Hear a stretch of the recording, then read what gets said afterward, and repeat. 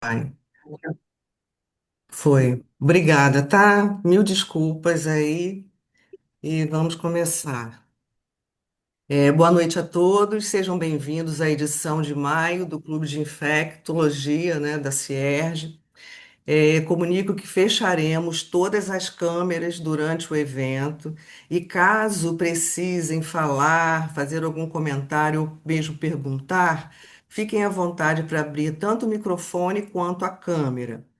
Então, nós vamos dar início ao nosso clube de hoje, que terá o caso clínico intitulado Sorotipos em Movimento, quando a epidemiologia antecipa a clínica, com a apresentadora doutora Sabrina Guimarães Silva, que é R3 do Hospital Universitário Antônio Pedro, da Universidade Federal Fluminense, e a moderadora, professora Natália Schilink Zambão da Silva, que é professora assistente de doenças infecciosas e parasitárias da UF, e Idomed Estácio, médica também da CCH do Complexo Hospitalar de Niterói, CHN.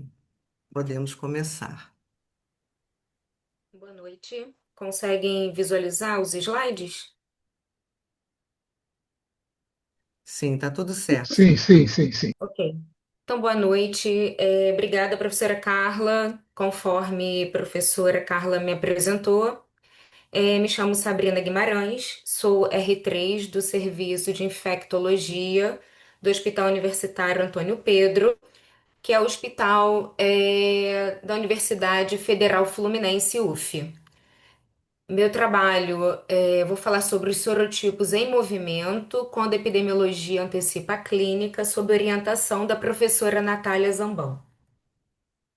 Declaro não apresentar conflito de interesse relacionado a essa apresentação. Bom, meu paciente, CN, idade 62 anos, gênero masculino, é um paciente com profissão, né? Ele é aposentado, divorciado, residente em Piratininga, na cidade de Niterói, no estado do Rio de Janeiro, escolaridade ensino médio completo, um paciente que apresentava um MC de 18. Queixa principal do paciente era emagrecimento com cansaço. O paciente, ele foi encaminhado da rede básica de saúde municipal para uma primeira consulta no ambulatório de cirurgia oncológica no dia 15 de maio de 2025 para investigar uma síndrome consumptiva de etiologia indeterminada. O paciente referia uma perda ponderal de mais de 30 quilos nos últimos 6 meses, associada a uma queda importante do estado geral. Queixava-se também de uma plenitude pós-prandial com uma alimentação em pequenas porções. Negava disfagia, náuseas, vômitos, enterorragia, icterícia ou febre. Referia hábito intestinal lentificado, obstipação. Ele foi atendido ambulatorialmente e liberado para continuar a investigação de forma ambulatorial. Aí, o paciente ele apresentava como história patológica pregressa um nódulo tiroidiano, Bethesda 3, de acordo com uma PAF que ele realizou em agosto de 2024. É um paciente diabético, apresentava genesia renal esquerda e com uma anemia, a esclarecer, em uso de suplemento de ferro. Como antecedentes cirúrgicos, realizou uma cirurgia de varizes, não sabia explicar muito bem e nem a data quando realizou esse procedimento. Um paciente que foi internado no Hospital Carlos Tortelli, em Niterói, internou por anemia, onde realizou duas unidades de concentrado de hemácias. Negava alergias e tinha como história social ex-tabagista, 40 maços ano, e um dado bem importante é que o paciente era etilista. Bom, história vacinal. Não tivemos essa informação se o paciente, quais as vacinas o paciente teve acesso no passado. Ele morava com a ex-esposa, ele era divorciado, mas durante a doença ficou morando com a ex-esposa e tinha contato eventual com os netos. Apresentava anemia, mas sem relato de uma investigação anterior. Tinha sido prescrito suplemento de ferro pelo posto de saúde.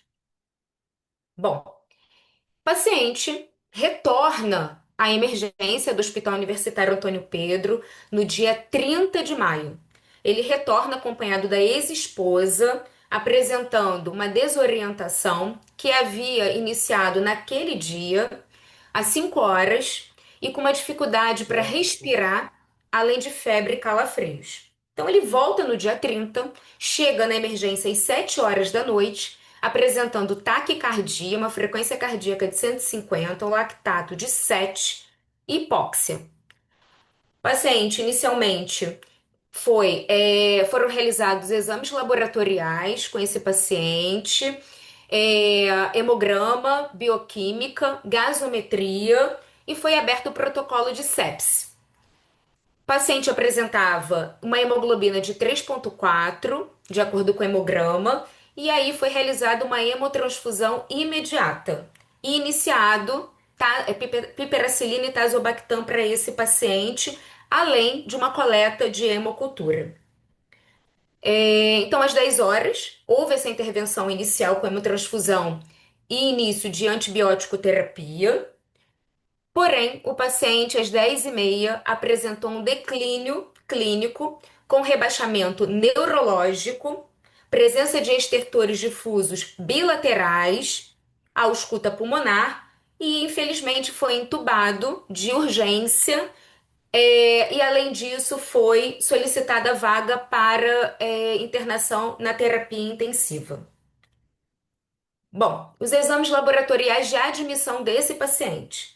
O paciente apresentava uma hemoglobina de 3,4, um hematócrito de 12,6, plaquetas de 925.000, uma leucocitose de 19.300, creatinina de 0,46, uré de 35, sódio de 134, potássio de 4,5, magnésio de 2,3, uma glicemia de 111, uma PCR de 23,1, uma procalcitonina de 7,44 e uma albumina de 2,3. Gasometria. O paciente apresentava um pH de 7,49, um bicarbonato de 22, um lactato de 7, com valor de referência no Antônio Pedro de 1, uma PCO2 de 25, uma PO2 de 200. O paciente foi entubado às 10h30 da noite, foi acoplada a prótese ventilatória, ventilação mecânica, no modo controlado a pressão. Então, no modo PCV, uma pressão de 12, uma frequência respiratória de 18, com uma PIP de 8, fazendo um volume corrente de 480 ml, um volume minuto de 9, sendo ofertado uma FO2 de 40%, apresentando uma PF de 427. Houve necessidade de aminas vasoativas para esse paciente. Então, é um paciente que apresentava como infusões midazolam, fentanil, norepinefrina e uma hidratação. Midazolam de 2 ml hora, fentanil de 2 ml hora, norepinefrina de 6 ml hora. Então, um paciente que foi encaminhado para o CTI. Bom, no dia 31, o paciente chegou até o CTI, a terapia intensiva, e no CTI começou a investigação do foco infeccioso. Dessa forma, ele realizou tomografia de crânio e tórax. Na tomografia de crânio, realizada no próprio dia 31, é, foi vista a presença de uma sinusite, espessamento de revestimento mucoso dos seios frontal direito e maxilares e um velamento de células da mastoide direita. Além disso, na tomografia de tórax realizada, foi vista a presença de consolidações subpleurais nas bases. Então, esse paciente, ele apresentava sinusite, apresentava pneumonia nas tomografias realizadas no dia 31/5/2025. Ok. O paciente havia coletado hemocultura na entrada, no dia 30/5. No dia 2/6, a gente teve o resultado das hemoculturas desse paciente. Esse paciente, ele apresentou 4 amostras de hemocultura positiva com Streptococcus pneumoniae.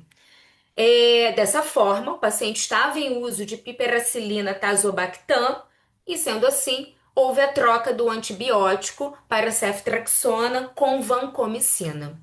Então, a gente consegue ver aqui o resultado da hemocultura Houve Streptococcus pneumoniae nas 4 amostras de hemocultura. No dia 3 do 6, eu tenho o resultado do TSA, e nesse TSA a gente consegue perceber sensibilidade para penicilina com uma MIC de 0,006.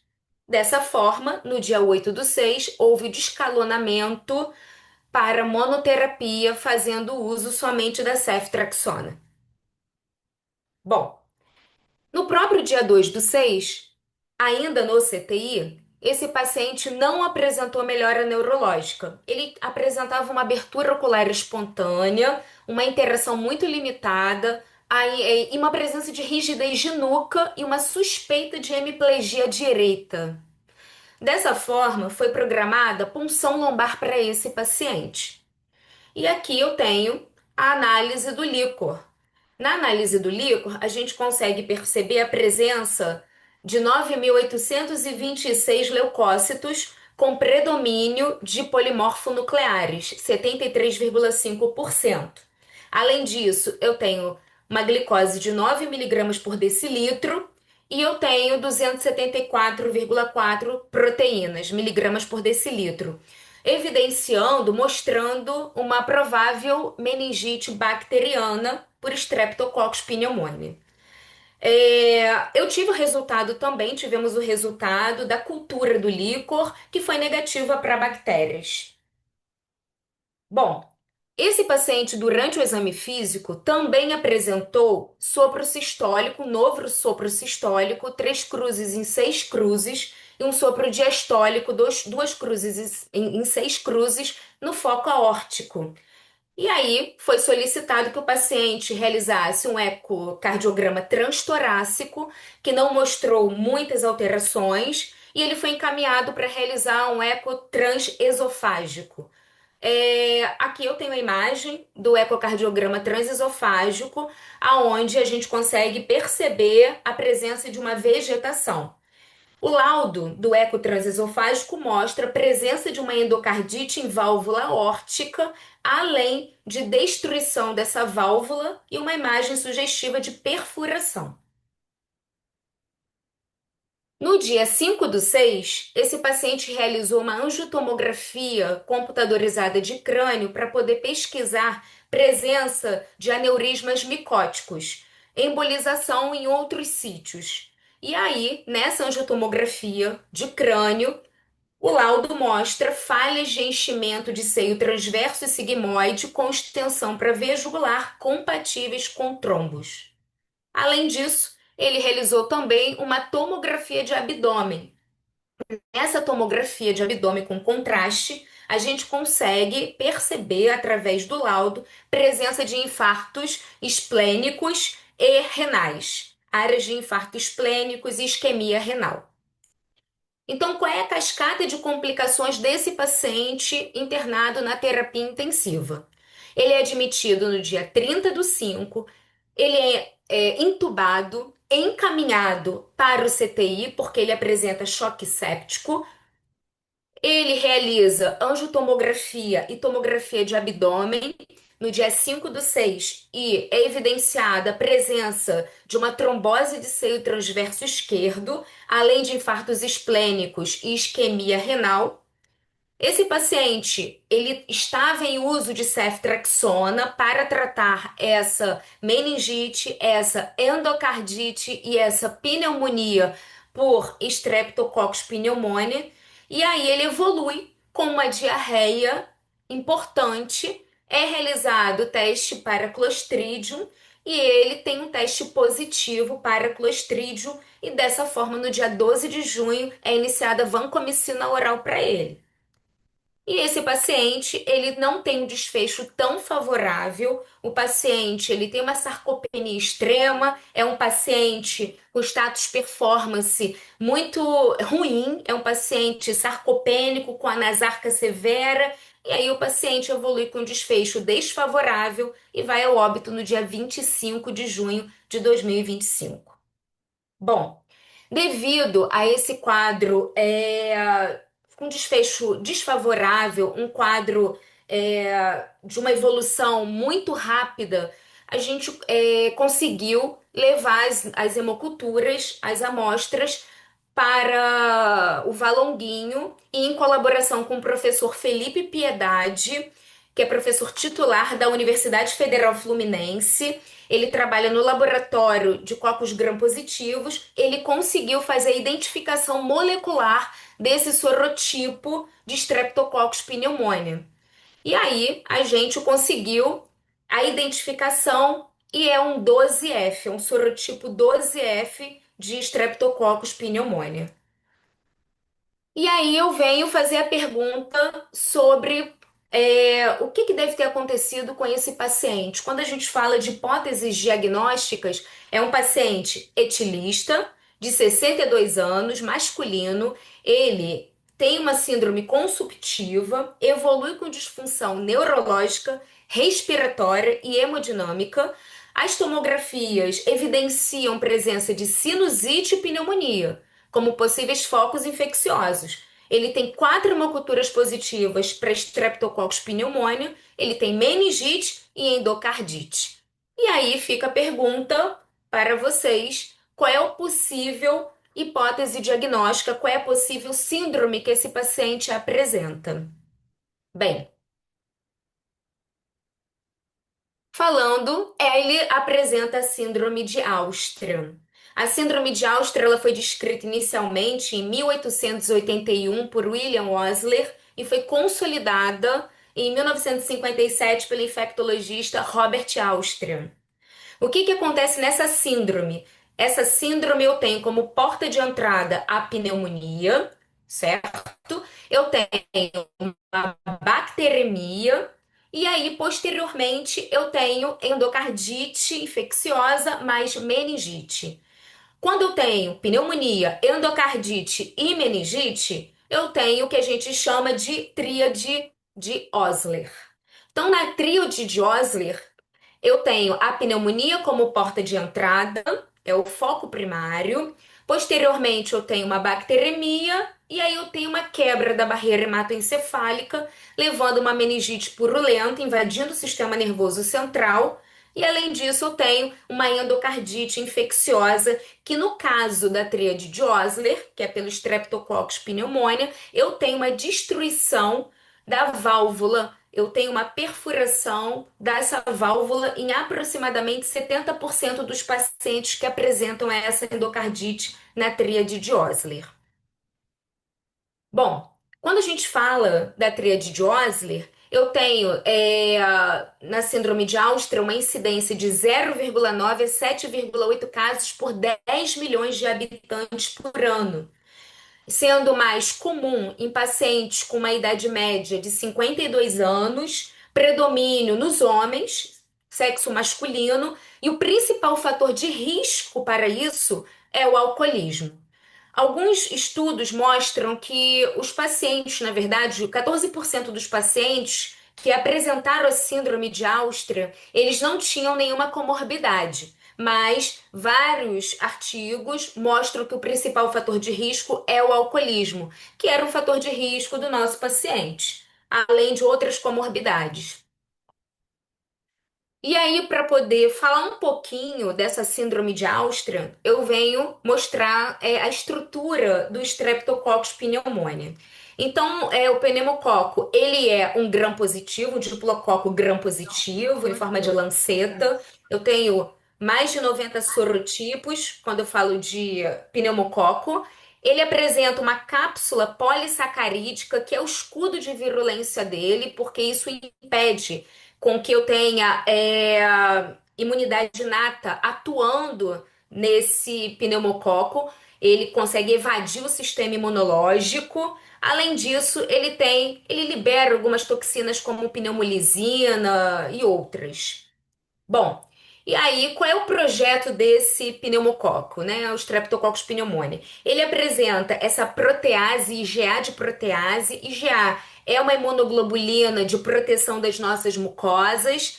E aí, o pneumococo, como ele faz? Ele degrada essa IgA, né? Os anticorpos secretores de IgA eu acabo tendo uma colonização muito maior e mais agressiva da minha mucosa respiratória, facilitando a entrada e a invasão.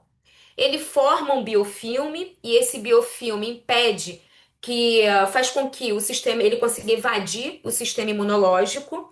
Além disso, ele tem essa cápsula polissacarídica, como eu falei, que é o principal fator de virulência.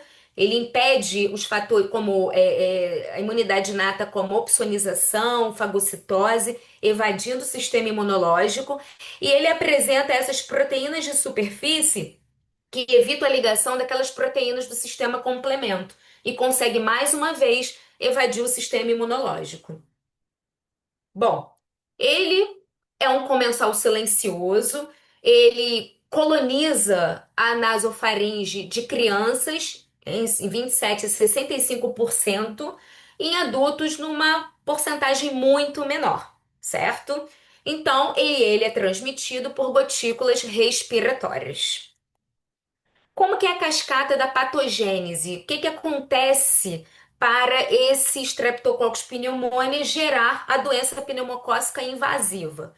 Primeiro tem o processo de colonização, exatamente pelos motivos que eu acabei de falar, dele conseguir evadir o sistema imunológico.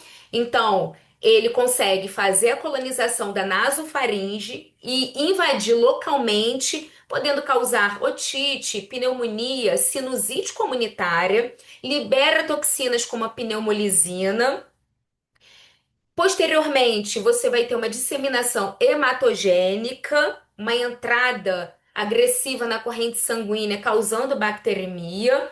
E aí, posteriormente, dependendo do sorotipo desse pneumococo, eu vou ter uma infecção, uma doença pneumocócica invasiva, que é o caso do paciente em questão, que apresentou meningite, endocardite, é, e pneumonia.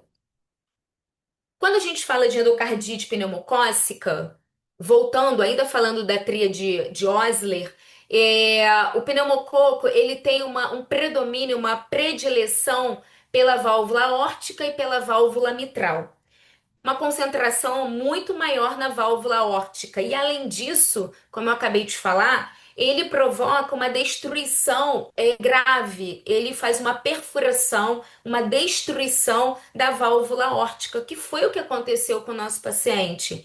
E aí, por conta disso, aproximadamente 2/3 desses pacientes precisam fazer cirurgia cardíaca para troca de válvula. E aí, o grande problema, que foi o caso do nosso paciente, é que eu tenho um paciente que precisa fazer uma troca de válvula, uma troca valvar, porque eu tenho uma perfuração. Não adianta só fazer um antibiótico, mesmo que seja guiado, que foi o caso do nosso paciente, mas é um paciente que tem um status performance muito ruim, sarcopênico, um IMC muito baixo, emagrecido, não tem como fazer uma cirurgia, ele não tem status performance PS para isso. Então a gente não consegue evoluir com a terapêutica para esse paciente, selando o prognóstico fatal dele, né? Bom, falando um pouquinho ainda do Streptococcus pneumoniae e esse neurotropismo, por que que ele consegue chegar ao sistema nervoso central, causar uma meningite? Ele libera algumas toxinas como a pneumolizina. Pneumolizina é uma toxina que provoca destruição tanto de células do sistema imunológico como células do próprio hospedeiro. Essa pneumolizina, ela provoca uma cascata, uma liberação de citocinas pró-inflamatórias, provocando desintegrando essas junções comunicantes da barreira hematoencefálica, e aí eu acabo tendo uma neuroinflamação e uma meningite exudativa aguda. Bom, eu tenho pacientes, o perfil de suscetibilidade, aqueles pacientes que têm comorbidades como diabetes, doença renal crônica, hepatopatias, asplenia, imunossupressão, eles pertencem ao grupo de pacientes que ficam mais suscetíveis a apresentar esse tipo de infecção. E aí a gente volta a falar da ameaça da cepa 12F, que foi o sorotipo que foi identificado nas hemoculturas do meu paciente. A 12F é um sorotipo hipervirulento, historicamente associado a surtos epidemiológicos de doença pneumocócica invasiva com alta letalidade e choque séptico refratário. Bom, e aí, quando a gente fala do blueprint da invasão, é exatamente qual é o projeto desse Streptococcus pneumoniae. Eu tenho uma nova vanguarda aí, novos sorotipos em ascensão. Bom, eu tenho sorotipo 3. Ele apresenta uma cápsula excepcionalmente espessa e essa cápsula faz com que ele consiga evadir do sistema imunológico. Eu tenho o sorotipo 19A. Esse sorotipo ele está em ascensão. Realmente ele fica no primeiro lugar dos novos sorotipos hipervirulentos. O sorotipo 19A ele apresenta uma resistência a beta-lactâmico. Eu tenho o sorotipo 12F, que foi o sorotipo que a gente conseguiu identificar nas hemoculturas do meu paciente, do nosso paciente. Esse sorotipo altamente invasivo, ok? E eu tenho outros como sorotipo 8 e sorotipo 22F, ou seja, são sorotipos que estão ligados, é uma ascensão, é a nova vanguarda. E aí, por que eu tenho essa nova vanguarda de sorotipos para Streptococcus pneumoniae? Pelo seguinte, Streptococcus pneumoniae, eu tenho esses sorotipos que são altamente invasivos. Eu tenho, então, o 1, o 3, o 4, o 7F, dando destaque ao 12F, que foi o que a gente identificou, ao 19A também, da resistência antimicrobiana. Esses sorotipos, eles estão ligados à pneumonia, a choque séptico, a meningite e a endocardite. Além disso, eu tenho sorotipos associados à endocardite, como o 19A e o 12F novamente. Eu tenho sorotipos neurotrópicos ligados à meningite. O 3 é o mais grave, eu tenho o 19A novamente, e eu tenho outros como 14, 6A, 6B. E aí eu tenho a meningite pneumocócica, que pode causar uma surdez neurosensorial, convulsões e AVC. Ou seja, aqui eu mostro sorotipos invasivos, sorotipos que na verdade não são cobertos pela vacina Pneumo 10, que a gente vai falar daqui a pouquinho. Esses sorotipos aqui, em amarelo, que são aqueles colonizadores de menor invasividade, que provocam otite, pneumonia não bacterêmica, sinusite, são sorotipos que são cobertos pela vacina Pneumo 10. Então, eu pergunto, será que a gente poderia ter realizado algum tipo de profilaxia para esse paciente? Será que esse paciente realmente ele desenvolveria a síndrome de Alstra, teria endocardite, meningite, uma pneumonia? Se a gente tivesse feito algum tipo de prevenção, fica a pergunta. Bom, e aí, falando, né, de acordo com essa pergunta, eu venho trazer aqui para vocês para falar um pouquinho sobre os sorotipos clássicos que são cobertos pela Pneumo 10, que é aquela vacina que é administrada na criança, certo? E eles são cobertos, mas se a gente olhar aqui essa cepa hipervirulenta, que é a 12F, não é coberta pela Pneumo 10, não é coberta pela Pneumo 13 e só é coberta pela Pneumo 15 e pela Pneumo 20. Ou seja, eu tenho cepa hipervirulenta, que agora está em ascensão, é a vanguarda que está em ascensão e que não é coberta pela Pneumo 10, que é administrada usualmente, certo? Lá na criança. E aí, eu trago aqui a Pneumo 20 e a Pneumo 23 para falar de vantagens e desvantagens e a cobertura desses sorotipos pneumocócicos. A Pneumo 20 é uma vacina conjugada, ela é conjugada, então ela é resposta T dependente, gera uma memória imunológica, reduz colonização nasofaríngea produzindo o efeito de imunidade de rebanho. A pneumo 20, ela cobre 20 sorotipos, certo? E a gente dá destaque, se a gente olhar aqui, ao 12F, que é hipervirulento, a gente dá destaque para 19A, que é o sorotipo de resistência antimicrobiana, ao 22F, que também é bem virulento, e por aí vai. Quando a gente fala da pneumo 23, ela é uma vacina polissacarídica. Então, ela não é resposta T dependente. Ela não induz uma memória imunológica robusta, tem menor impacto na colonização nasofaríngea e não tem um efeito na imunidade de rebanho, né, de forma significativa, ok? Então, a gente consegue perceber que a pneumo 20, ela consegue proteger contra 20 sorotipos e sorotipos que são da nova vanguarda, são hipervirulentos e ela induz uma memória imunológica. E aí, quando foi introduzida a pneumo 10 no Brasil, o que que acontece aí? Antes da pneumo 10, eu tenho predomínio desses sorotipos aqui em verde, certo? Eles eram responsáveis pela doença pneumocócica invasiva em crianças. Com a introdução da pneumo 10, eu tenho uma queda desculpa, um declínio desses sorotipos aqui. E aí o que que acontece? Com o declínio desses sorotipos, eu tenho o que a gente chama de um nicho ecológico, eu tenho, na verdade, um vazio ali. E com esse vazio, eu acabo tendo um aumento, uma ascensão de outros sorotipos que não são cobertos pela vacina pneumo 10. Eu tenho uma substituição de sorotipos, o replacement.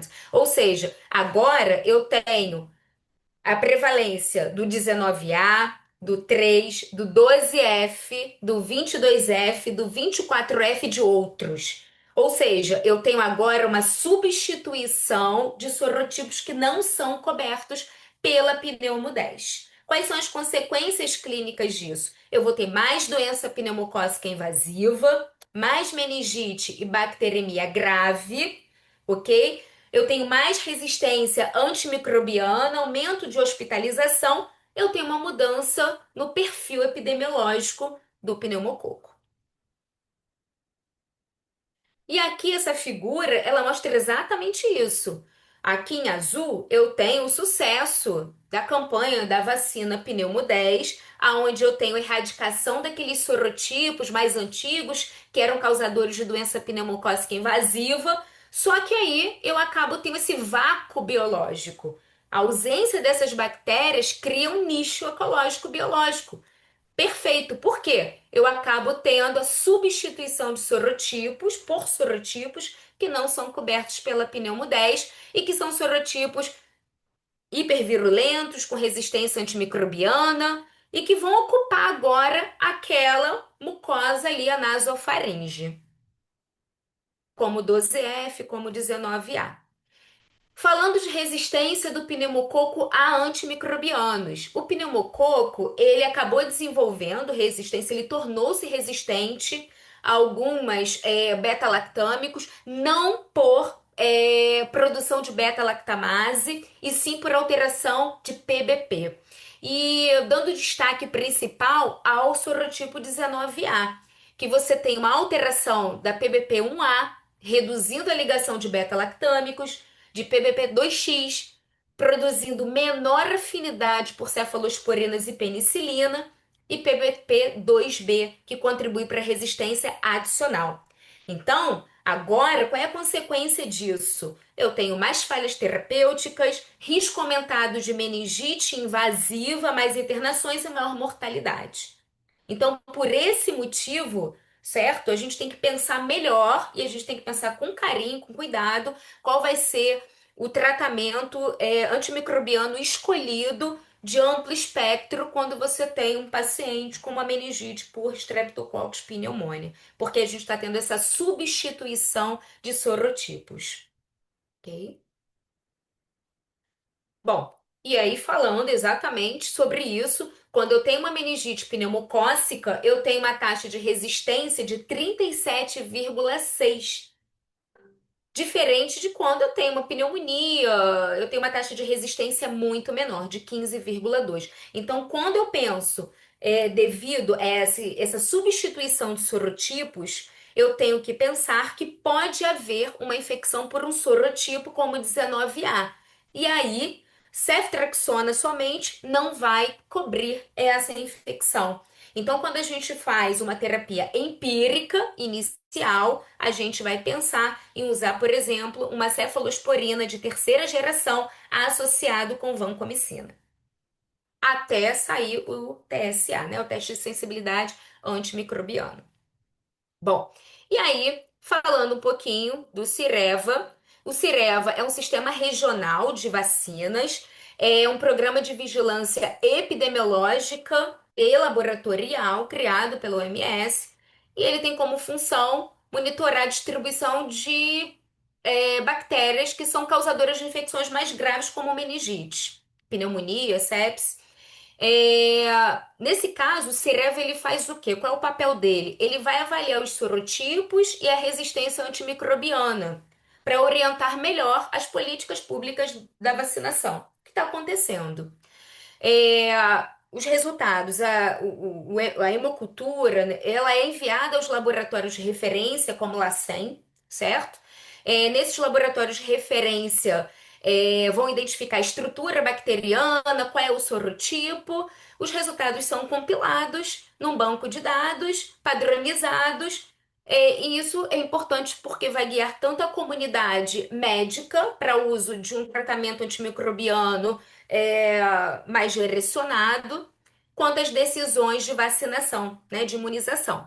Então, quando eu olho aqui, eu tenho os dados do Cireva de 2020 a 2024, quais são as tendências de sorotipo, e eu tenho um aumento em 35% do sorotipo 19A, que é o sorotipo que apresenta resistência antimicrobiana, ok? A beta-lactâmicos, as cefalosporinas, as penicilinas. E eu tenho também um aumento aqui em 18% do sorotipo 12F. E, obviamente, eu acabo tendo uma redução daqueles sorotipos que são cobertos pela vacina Pneumo 10. A gente consegue ver aqui os sorotipos mais frequentes em 2024, o 19A no primeiro lugar ali no ranking, certo? E o perfil de resistência desse sorotipo 19A. A gente consegue perceber, aqui tá pequeno, não sei se dá para enxergar, que quando a gente fala de penicilina para meningite, eu tenho 75,2% de resistência. Então a gente pensa e tem que dar importância realmente ao uso de antimicrobiano de amplo espectro até sair o TSA. Bom, e aqui são os dados de 2024 a 2025. O que que eu consigo ver? Novamente, o sorotipo 19A está lá em cima, primeiro lugar no ranking. Eu ainda tenho aqui o 12F em quarto lugar, mas o 19A ele consegue permanecer em primeiro lugar, certo? E o perfil de resistência aqui nessa figurinha do 19A, eu tenho uma resistência de 48,9 à penicilina. Isso aqui é um dado muito importante, é do Cireva, ou seja, mais uma vez, dando ênfase a uma cobertura, uma ampla cobertura antimicrobiana. Aqui eu também trouxe dados do Cireva e eu consigo perceber aqui, quando a gente fala de ceftriaxona para meningite, ok? Quando eu tenho um N de 434, suscetível eu tenho 79,5% e resistente eu tenho 20,5%. Isso é um dado importante, é um número importante, significativo. A ceftriaxona ela continua sendo o antibiótico mais importante e confiável para tratar infecções por Streptococcus pneumoniae, com certeza. A farmacocinética dela é muito favorável, principalmente para tratar meningite. Ela tem uma boa penetração no sistema nervoso central, uma boa penetração no pulmão, mantém alta suscetibilidade, de acordo com os dados do Cireva, mas quando a gente tem uma resistência, no caso de meningite, de 20,5%, até sair o TSA, é importante que a gente faça uma ampla cobertura antimicrobiana. Quando a gente fala de ceftriaxona, excluindo meningite, eu tenho um N aqui de 1326, eu tenho suscetibilidade de 78,6%, suscetível com aumento de exposição de 21% e uma resistência somente de 0,4%. Então, quando eu tenho pneumonia, quando eu tenho infecções que não são graves, a gente pode fazer ceftriaxona, que ela tem uma boa farmacocinética, ela é confiável para tratar uma infecção por Streptococcus pneumoniae, mas quando a gente tem meningite, a gente tem que ampliar o tratamento antimicrobiano. Aí eu trouxe dados do BRCast de 2026 e com esses dados a gente consegue perceber aqui que quando a gente usa penicilina para uma infecção, uma pneumonia, excluindo endocardite e meningite, eu posso ter uma sensibilidade quando eu tenho uma MIC abaixo de 0,06, eu tenho uma resistência acima de 1 e eu tenho aqui uma sensibilidade com aumento de exposição. A mesma coisa acontece para a ceftriaxona quando a gente exclui endocardite e meningite. Eu tenho, na verdade, sensibilidade quando eu tenho aqui uma MIC menor do que 0,5, eu tenho uma resistência com uma MIC acima de 2 e uma sensibilidade com aumento de exposição quando eu tenho essa MIC entre 1 e 2. Só que quando a gente fala para meningite, endocardite, não existe essa coluna aqui, sensibilidade com aumento de exposição. Ele é binário, ou é sensível ou é resistente, certo? Então a gente tem que realmente pedir nos laboratórios o teste de sensibilidade, verificar a MIC para meningite, para a gente poder ter certeza dessa sensibilidade, porque é binário, ou é sensível ou é resistente. Bom, e agora no dia 15 de maio saiu essa nota técnica, número 45/2026, mostrando a incorporação da Pneumo 20, certo? No SUS, nas estratégias especiais do SUS, no âmbito da rede de imunobiológicos para pessoas com situações especiais. É, eu acho que esses dados do Cireva, todos esses são importantes exatamente para fazer a incorporação de novas vacinas é, no SUS, ok? Então saiu essa nota técnica que foi bem importante. E aí, mostrando um pouquinho, não é o meu tema, porque eu falo aqui da Síndrome de Áustria, mas falando um pouquinho dessa mudança epidemiológica dos sorotipos depois da introdução da pneumo 10, e o aparecimento de sorotipos que não são cobertos por essa vacina, a importância da introdução e incorporação de novas vacinas, como a pneumo 20, que é conjugada para a gente poder cobrir esses sorotipos mais virulentos. Então, aqui eu mostro o resultado de uma hemocultura de uma criança onde cresceu um Streptococcus pneumoniae resistente à ceftriaxona, ok? É o resultado do TSA, dessa hemocultura, uma positividade em 11 horas e 36 minutos. O professor Felipe Piedade novamente ajudou a gente. Ele conseguiu fazer o PCR, o sorotipo identificado foi o 19A. É aquele sorotipo que a gente falou sobre resistência antimicrobiana, que ele fica lá no primeiro lugar no ranking, certo? Então, foi uma criança que não teve um desfecho muito favorável, teve meningite e infelizmente, não evoluiu bem. Bom, então, take home messages é que a meningite pneumocócica, a conduta tem que ser rápida, a gente tem que notificar e prevenção faz a diferença, certo? Em casos de meningite, sempre começar terapia de amplo espectro antimicrobiana com ceftriaxona, vancomicina, uma cobertura empírica, ela é fundamental diante desse aumento de resistência antimicrobiana dessas sorotipos mais virulentos.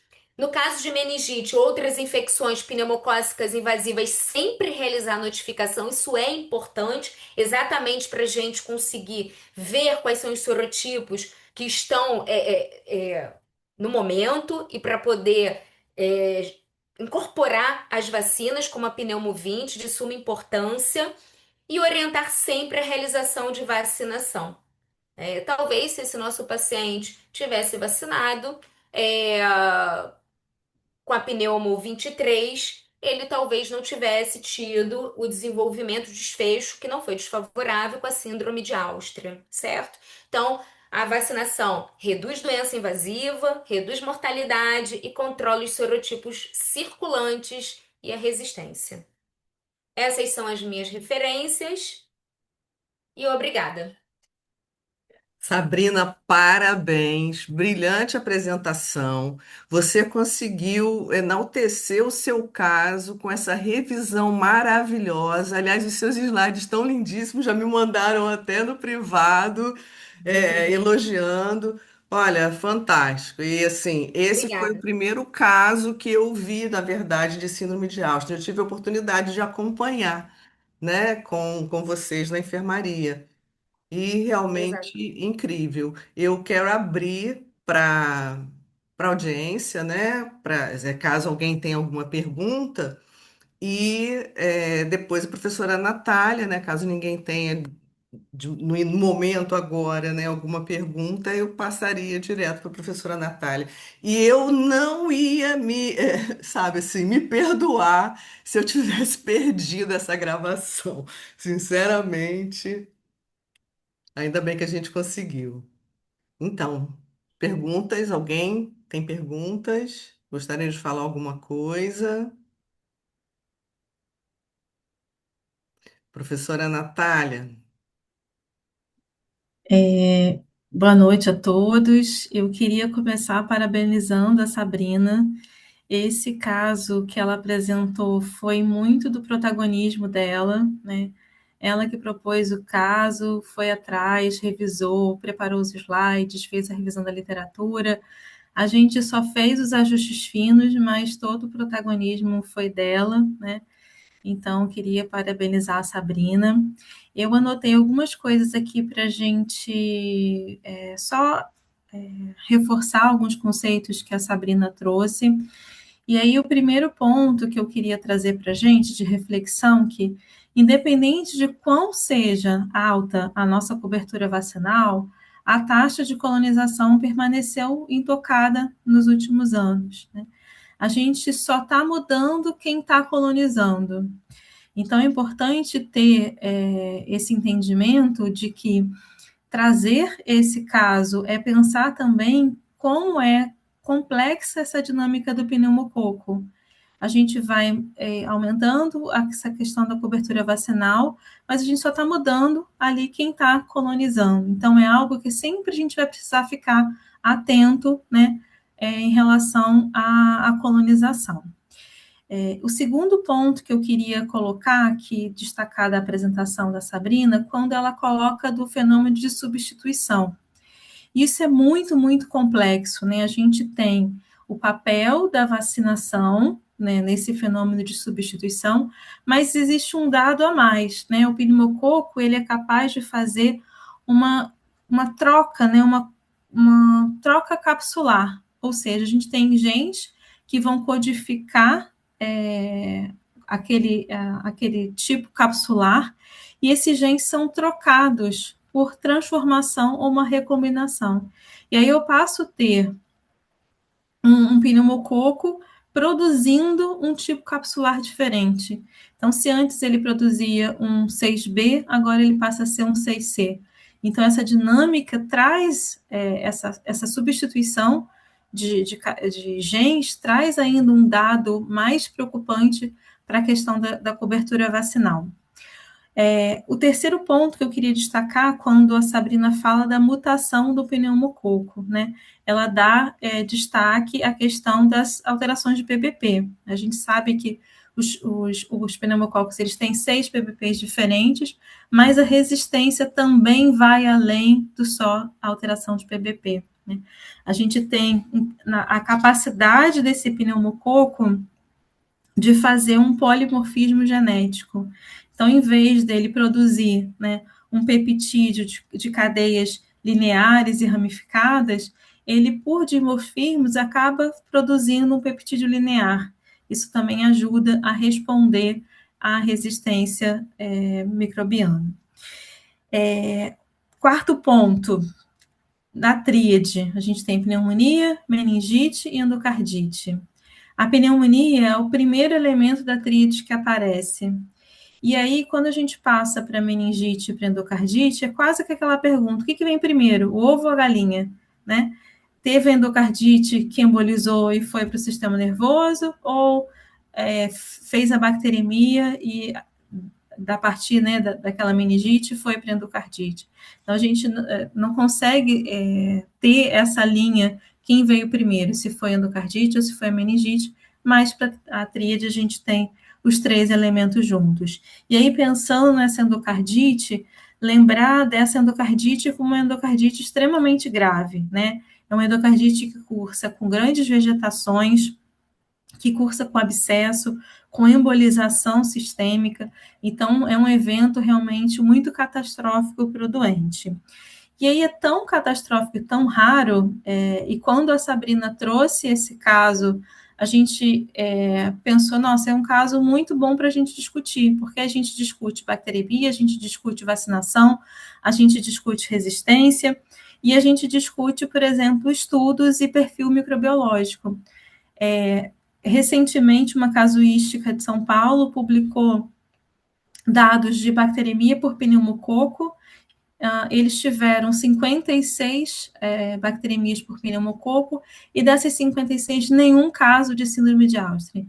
E aí a gente teve esse caso de síndrome, que é extremamente raro, né? Então foi importante trazer esse dado para exemplificar. O último ponto que eu queria trazer para a nossa discussão é em relação ao tratamento. Se a gente está falando tanto de resistência, se a gente está tão preocupado com resistência, será que não valeria a pena a gente já começar os esquemas empíricos só com a vancomicina? Faz sentido a gente mudar os nossos esquemas empíricos? Não, faz sentido a gente manter a recomendação de ceftriaxona com vancomicina, porque mesmo nos resistentes, existe o benefício da gente associar a ceftriaxona com vancomicina. Parece doido, né, na cabeça, como que eu vou usar um antimicrobiano que é resistente no antibiograma? Eu poderia usar um outro imunoterapia que é sensível. Na verdade, eles vão trabalhar em conjunto, eles vão trabalhar em duplo, em sinergismo, né?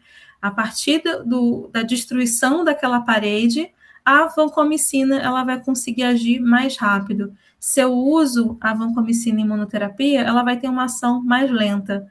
Então, essa associação de ceftriaxona e vanco tem o benefício da gente quase que colocar uma rapidez ali no nosso tratamento, né?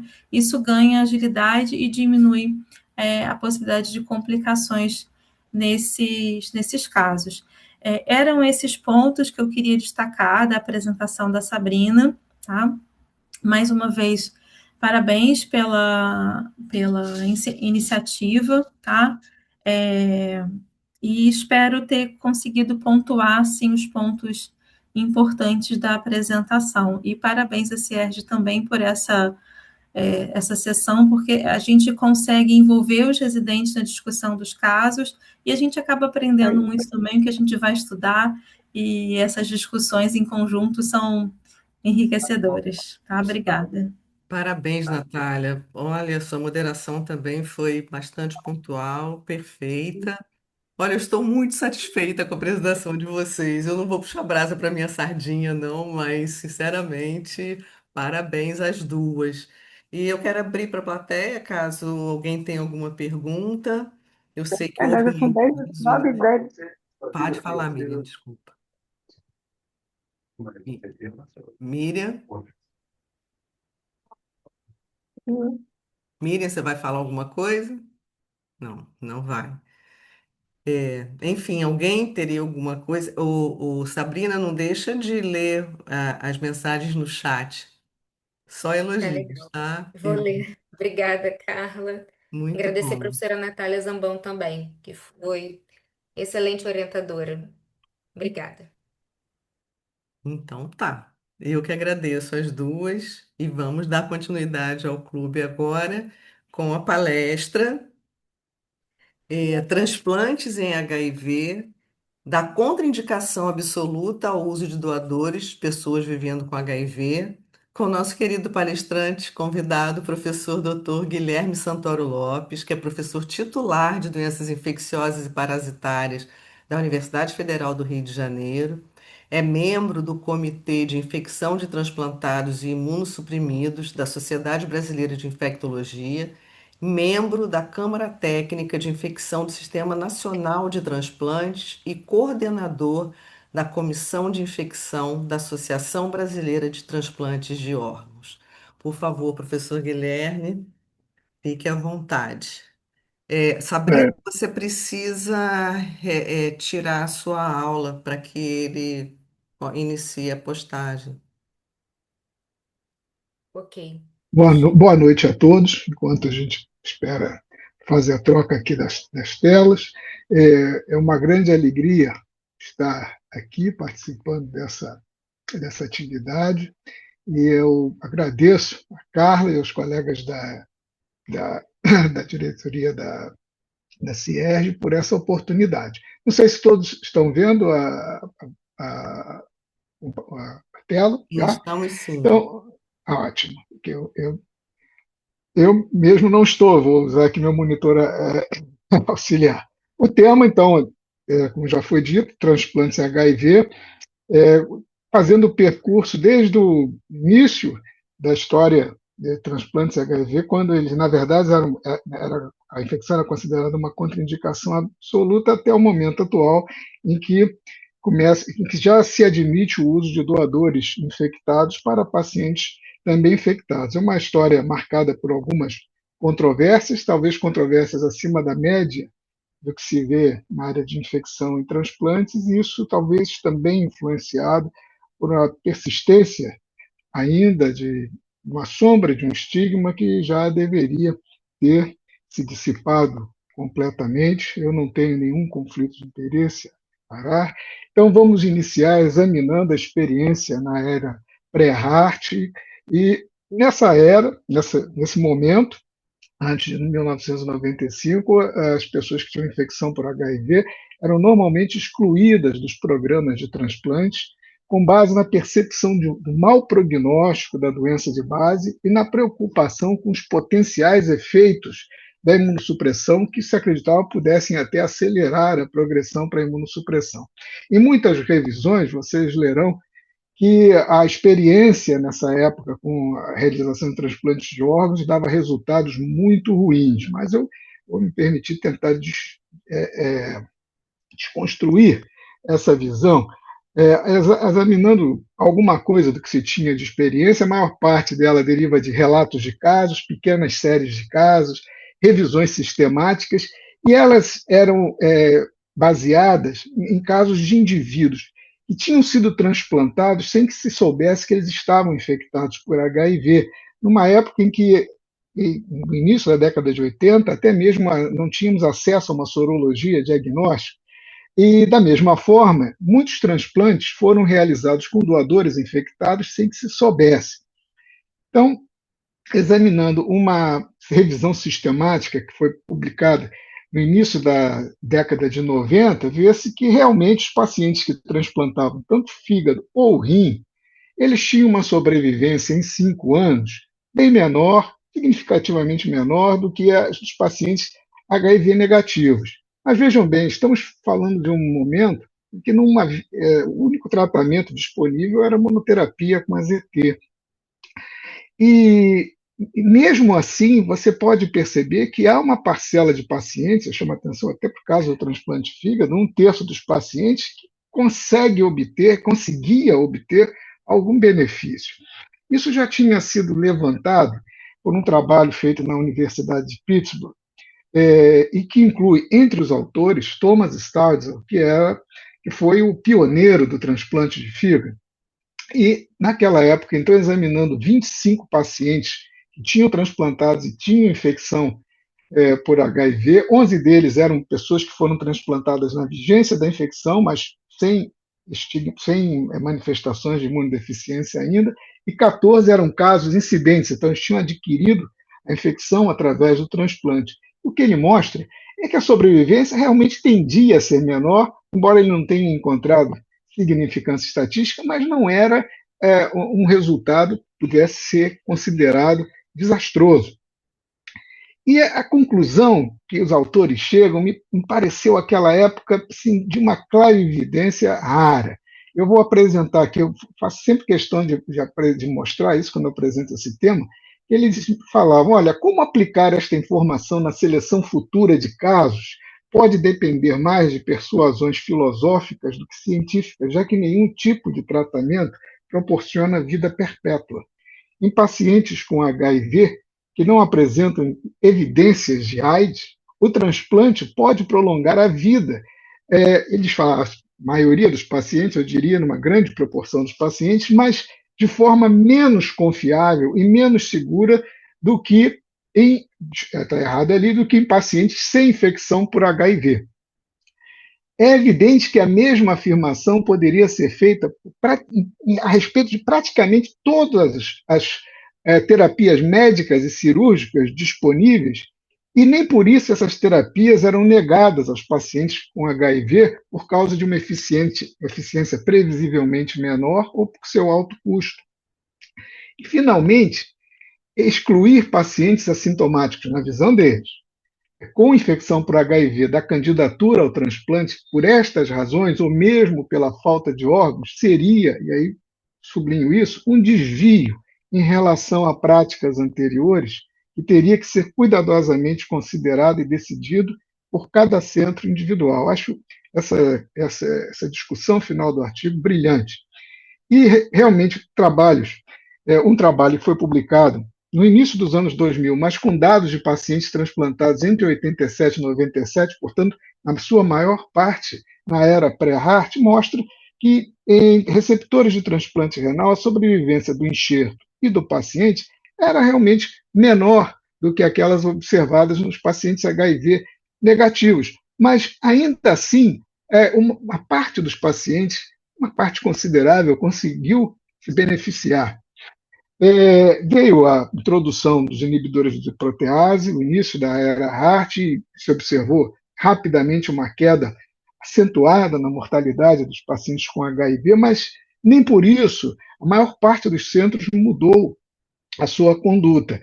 Continuava sendo vedado o transplante nos pacientes com infecção por HIV, ainda pela preocupação de que a imunossupressão pudesse acentuar a progressão da imunodeficiência ou comprometer o tratamento antirretroviral desses pacientes. Aqui e ali, alguns centros que tinham uma opinião divergente estudavam caso a caso os seus candidatos e tomavam a decisão de transplantar. E esses casos vinham sendo publicados, e eu acho que o mais significativo desses é esse transplante cardíaco, realizado num paciente que tinha um diagnóstico anterior de AIDS. A fotografia que está aqui é a do autor principal do artigo e que, não por acaso, também é o paciente descrito. Ele era um médico que tinha tido diagnóstico de AIDS em 92, desenvolveu complicações graves, cápose visceral. No tratamento do cápose visceral com daunorubicina, ele desenvolve miocardiopatia dilatada, e ele é então submetido ao transplante cardíaco em 2001, e no momento da publicação do artigo ele estava evoluindo bem há 2 anos, sem que a imunossupressão tivesse comprometido o controle da infecção pelo HIV. Nesse mesmo momento, um dos líderes na área de infecções e transplantes, Jay Fishman, ele publica um editorial chamando a atenção para que o transplante em pacientes com HIV, isso é 2003, não podia mais ser considerado experimental, embora ainda não fosse uma rotina.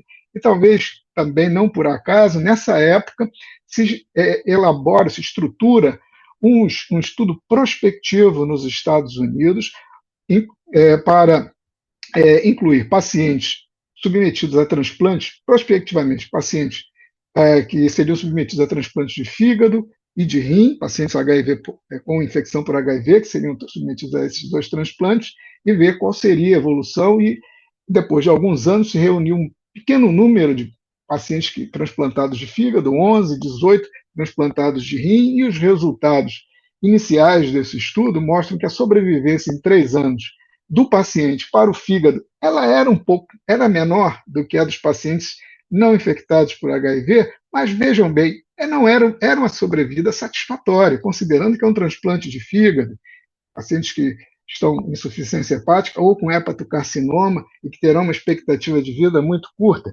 No transplante renal, até os resultados eram comparáveis aos dos HIV negativos, embora o número fosse pequeno e talvez isso não representasse fielmente a realidade. Aqui, talvez, esse é um trabalho brasileiro, o maior trabalho brasileiro, já é um pouco antigo, não temos dados recentes, que mostra, é um estudo multicêntrico mostrando a evolução de pacientes que receberam transplante renal até 2015, e o que se vê nele é que os pacientes infectados por HIV tinham uma sobrevivência de paciente e do enxerto renal menor do que a dos pacientes HIV negativos, mas ainda assim um prognóstico bastante satisfatório. E essa evolução menor, que era esse prognóstico um pouco pior, que era observado em diferentes estudos, tinha algumas razões de ser. Mas antes de comentá-las, eu queria chamar a atenção para esse estudo aqui, que ele aborda uma pergunta que é fundamental. Além de saber qual é a efetividade do transplante, uma pergunta que deve ser feita: o que aconteceria com esses pacientes HIV positivos se eles não fossem transplantados? E a continuação daquele estudo prospectivo americano, ele abordou isso. E o que se vê é que no transplante de fígado era inequívoco que pacientes que tinham MELD acima de 15, eles, se não, eles transplantados, eles tiveram uma redução de mortalidade de 90%, que foi altamente significante. Com MELD abaixo de 15, a diferença não foi significante, mas ainda assim se observou uma tendência à redução de mortalidade de 30%. O resultado foi semelhante aos candidatos a transplante renal. Os que foram transplantados tenderam a ter uma sobrevivência melhor, mesmo que não fosse significantemente melhor, porque os números eram pequenos, mas houve um resultado numérico com uma redução de 40%. Então, no mínimo, o transplante, a imunossupressão do transplante, não estava prejudicando a evolução dos pacientes, pelo contrário, no caso do transplante hepático, estava proporcionando uma sobrevida melhor. Voltando à questão da diferença de sobrevivência que era vista naquele momento ainda entre pacientes HIV positivos e negativos que transplantavam, e isso era bastante, que são transplantes de fígado, e vê-se bem que a curva dos pacientes HIV positivos ela tem um desempenho menor do que a dos pacientes HIV negativos, e um dos grandes problemas nessa época era a co-infecção por HCV. Esse estudo comparou pacientes transplantados em duas épocas, 2002, 2007, 2008 a 2011, e viu-se que, no decorrer desses períodos, a influência da monoinfecção por HIV no prognóstico dos pacientes até parecia cair, mas da co-infecção HCV-HIV não. Isso também era observado entre receptores de transplante renal.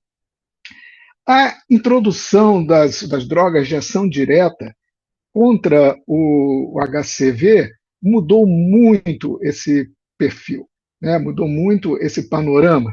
E esses são resultados de um estudo publicado em 2022, com dados da Universidade da Califórnia, em São Francisco, que eles juntaram todos os dados de pacientes transplantados num longo período, entre 2000 e 2019. Aqui, no caso, são transplantes renais, eles estudaram transplantes renais e de fígado. Aqui, transplantes renais, vê-se que, olhando ao longo do tempo, de todo o tempo do estudo, realmente os pacientes infectados pareciam ter um prognóstico pior, tinham um prognóstico pior, mas quando você separa, estratifica essa amostra entre pacientes co-infectados, transplantados antes de 2014, portanto, antes do advento dos DAA, pacientes com infecção por HCV, transplantados depois do advento dos DAA, e os não infectados por HCV, você vê que a maior parte daquele excesso de mortalidade se deve à infecção por HCV antes do advento desses antivirais específicos. E o mesmo se verificou em relação ao transplante de fígado. Então, pacientes que foram transplantados com co-infecção, mas depois do advento do DAA, tinham uma evolução significantemente melhor. Um outro estudo, aí nesse caso multicêntrico, pegando os dados de registro, dos registros de transplante norte-americano, comparou também o que acontecia, comparou a mortalidade de pacientes com infectados, HIV-HCV, com os pacientes que não tinham infecção por qualquer desses dois vírus, e se via que a mortalidade entre transplantados com infectados era significantemente maior, a era pré-DAA, mas essa diferença desapareceu com o advento dos DAAs. Então, esse era um aspecto que, felizmente, foi resolvido. O segundo aspecto é a maior incidência de rejeição entre pacientes que têm HIV quando comparados com os pacientes que não têm HIV. Então, naquele mesmo estudo da Universidade da Califórnia, eles mostraram que isso varia um pouco na literatura, mas o dado de maior incidência de rejeição aguda é consistente. Entre transplantados renais era mais ou menos o dobro da incidência, entre transplantados hepáticos, o triplo da incidência, e os pacientes transplantados tinham uma sobrevivência menor do enxerto, bem menor, o que era previsível, e isso certamente pode impactar na sobrevivência dos pacientes. Eles tentaram estudar fatores que pudessem predizer essa maior incidência de rejeição. Nós não sabemos a fisiopatogênese, com certeza, há hipóteses, mas não há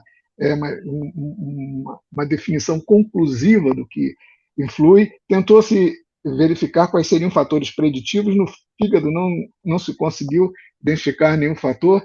No transplante renal, eu chamaria a atenção para um aspecto, que é pacientes que receberam timoglobulina, que é um anticorpo anti-CD3, na indução da imunossupressão, tiveram um risco muito menor de desenvolvimento de rejeição. Isso até muda um pouco a maneira como eu pensava. Eu tinha sempre muito receio em relação ao uso da timoglobulina, que ela causa quedas abruptas e mantidas por longo tempo na contagem de linfócitos T, mas nesse caso aqui parece ter protegido os pacientes. E a outra coisa que eu queria chamar a atenção, que não foi significante, mas mostrou uma tendência de melhora, foi o uso de inibidor de integrase. Ué, mas qual seria a relação do uso de inibidor de integrase com a redução, a possível redução da incidência de rejeição aguda? E aí nós chegamos à questão das interações medicamentosas, que eram reconhecidas desde o início dos transplantes em HIV como um problema muito importante. Enquanto entre os nucleosídicos nós não temos grande problema com interação medicamentosa, nos não nucleosídicos, à exceção da ribavirin, nós temos uma aceleração da metabolização dos inibidores de calcineurina, da rapamicina e, no caso do efavirenz, até do micofenolato, e se não for, se você não tiver uma dosagem de nível sérico, e nós só temos para calcineurina e para inibidor de calcineurina de rapamicina. O micofenolato não é usado na prática. Se você não tiver um segmento estreito de nível sérico, você pode ter rejeição pelo nível baixo das drogas imunossupressoras. No caso dos inibidores de protease, o problema é o oposto. A interação é muito forte, mas ela bloqueia a metabolização desses imunossupressores, fazendo com que o nível sérico deles aumente bastante e causando toxicidade. Mas será que o nível sérico aumentado poderia levar à rejeição? Não, não é esse o problema. O problema é que a dificuldade de manejo era tão grande que muitas vezes você não conseguia usar o imunossupressor. Esse aqui está exemplificado dessa descrição de caso, onde nós temos aqui a linha do nível sérico do tacrolimus, que é o inibidor de calcineurina. E aqui na área preta é a dose diária. Então, aqui um paciente que estava usando uma dose diária de 8 miligramas, uma dose bem típica, ele estava com nível sérico abaixo de 15, dentro da faixa terapêutica, acima de 15 é considerado tóxico. Quando ele começa a caletra, o nível dispara para um nível tóxico, né? E a medicação é suspensa, tenta-se reintroduzir numa dose baixa o tacrolimus 1 miligrama por dia, para ver se com isso o nível sérico caía, indo para o nível terapêutico, e só com reintrodução de 1 miligrama o nível dispara, vai até 50 nanogramas por ml, e mesmo com o paciente não tomando tacrolimus por 30 dias, ele persiste com níveis séricos elevados de tacrolimus que vão caindo pouco a pouco. Então, isso tornava muito difícil o manejo dessas drogas no paciente que estava em uso de inibidor de protease. Os inibidores de integrase, à exceção do Obtegravir, quando potencializado pelo cobicistat, eles não têm interação medicamentosa com os imunossupressores. Então, além da sua boa eficácia, eles não apresentam esse inconveniente.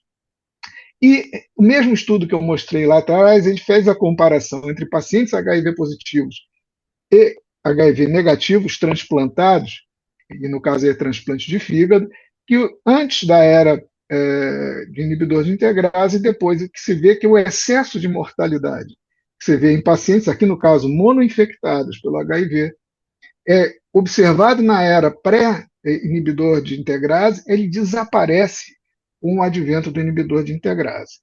Bem, até aqui examinamos então dados que foram coletados e divulgados até o final da primeira década desse século, 2010, ou em alguns anos subsequentes, mas eles dizem respeito especificamente a transplante de rim e de fígado. E em relação aos outros transplantes, coração, pulmão, pâncreas, multivisceral, bem, esses são transplantes que eles são menos realizados. Então é natural que a experiência com ele demore a se acumular. Além disso, aí havia um outro problema. Muitos centros, mesmo tendo dados favoráveis no transplante renal e hepático, mostrando que a imunossupressão não parecia comprometer o tratamento da infecção por HIV, eles adotavam a seguinte posição: não, vamos esperar até ter dados, até ter um ensaio clínico ou um estudo prospectivo que mostre quais são os resultados nessas outras modalidades de transplante. Está errado? Não, está certo. Mas isso, a realização de um ensaio multicêntrico dessa natureza seria muito difícil e produziria resultados só a longo prazo, penalizando pessoas que estivessem com doenças graves de coração e pulmão e que precisassem de transplante.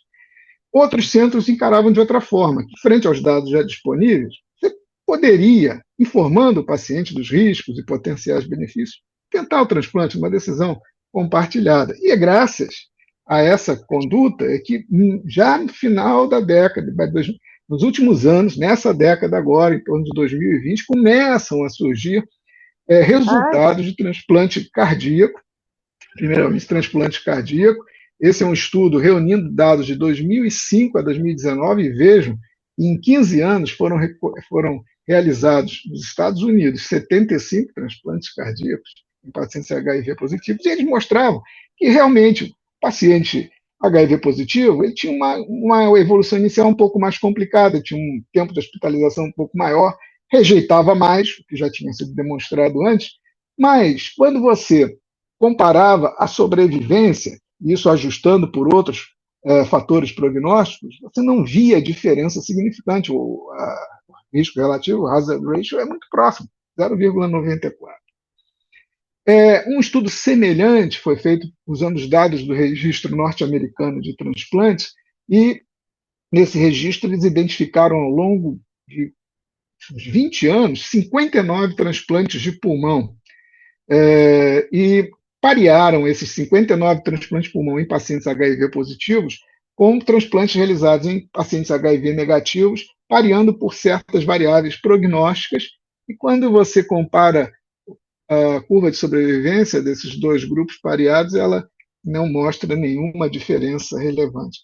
No transplante de pâncreas, que não é um transplante realizado em situação em caráter de urgência, e também se observou, uma experiência colhida entre 2001 e 2021, que o prognóstico de pacientes HIV negativos e positivos era bastante semelhante. Os grupos diferiam em relação a alguns fatores que poderiam influenciar no prognóstico, mas a análise multivariada também não identificou uma diferença significante. Então, temos que, tirando o transplante multivisceral e outros transplantes que começam a emergir agora, de mão, de face, nós temos dados que são bastante favoráveis, mostrando que, de uma forma geral, a imunossupressão do transplante não afeta o controle da infecção pelo HIV, e os pacientes transplantados com HIV têm um bom prognóstico com a realização do transplante. Então, importa saber Quais são os critérios de elegibilidade que são utilizados para o candidato a transplante que vive com infecção por HIV? O primeiro deles é óbvio, ele tem que atender as critérios de indicação para transplante daquele órgão no centro. Em relação a CD4, exige-se que o nível de CD4 deles esteja acima de 200 por pelo menos 3 meses, excetuando o transplante de fígado, que por causa do hiperesplenismo se aceitam níveis menores de CD4, maiores do que 100. Exige-se, de uma forma geral, também que o paciente esteja indetectável há pelo menos 6 meses sob tratamento antirretroviral, com exceção, mais uma vez, do transplante de fígado, em que se admite que pacientes que não conseguem tolerar a terapia antirretroviral por causa da sua doença hepática, acho que é uma situação que hoje é menos observada, eles podem ser listados para transplante hepático, desde que se tenha a expectativa de que eles, resolvido o problema da doença hepática, eles vão aderir ao tratamento antirretroviral. O candidato não pode ter doença oportunista ativa, neoplasia, síndrome consumptiva. É muito importante que o centro tenha um programa de acompanhamento de pacientes HIV positivos, que esse paciente ele seja acompanhado no seu centro por um indivíduo com experiência no tratamento de pacientes HIV. É preciso que haja uma boa interação, nesse caso, entre a equipe de transplante e o infectologista. E também o centro deve ter bem disponível a dosagem sérica do nível de imunossupressores, o que no nosso meio é acessível.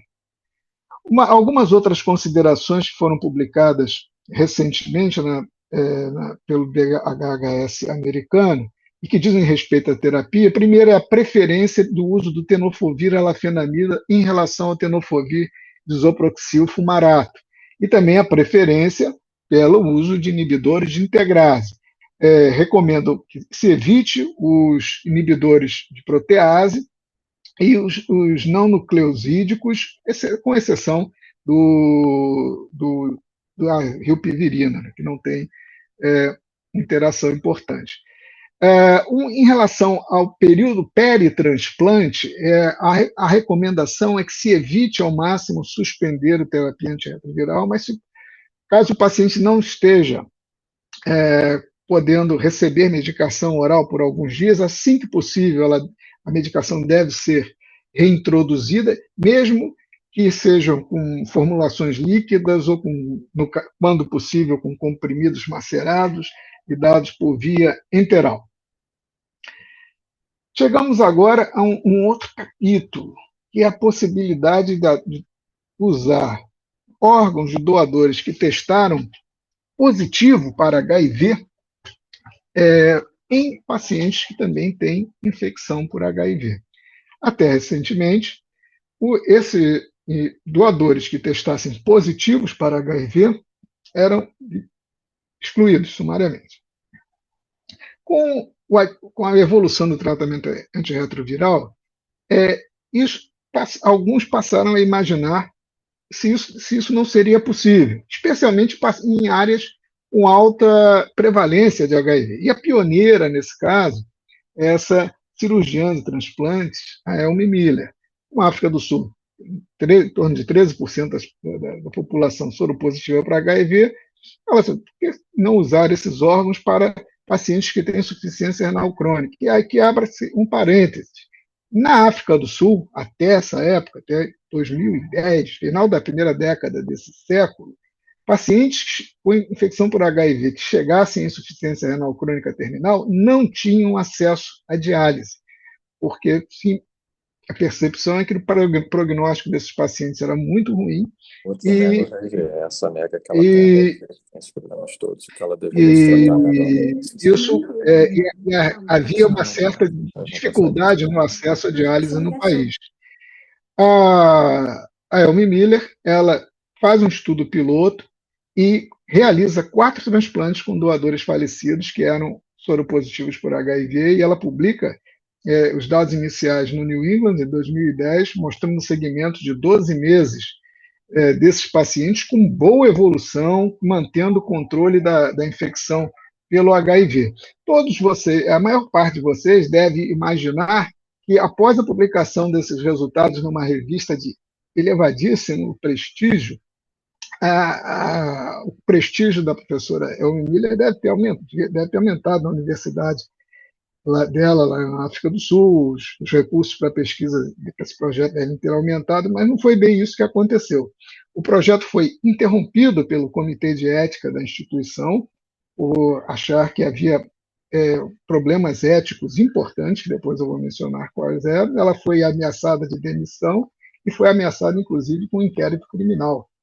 O grave problema ético, no entender de alguns bioeticistas naquele momento, era que, como os pacientes não tinham acesso à hemodiálise, eles iriam morrer em pouco tempo em uremia, eles não teriam autonomia para decidir se eles queriam ou não ser transplantados, porque aquela era a única opção que sobrava para eles sobreviverem. Passado algum tempo, eles passaram a entender o que era.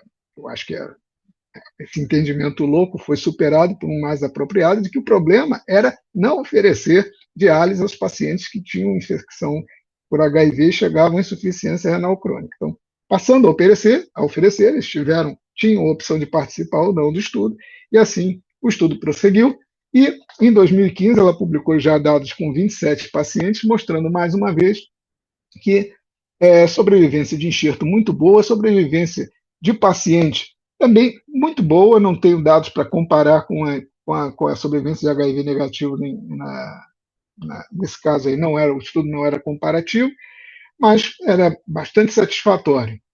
E, baseado até já nos resultados iniciais publicados pela Elmi Miller, houve um movimento nos Estados Unidos para abolir a vedação que havia no aproveitamento de órgãos de pacientes HIV, de maneira que eles pudessem ser aproveitados por pacientes que tivessem a mesma infecção.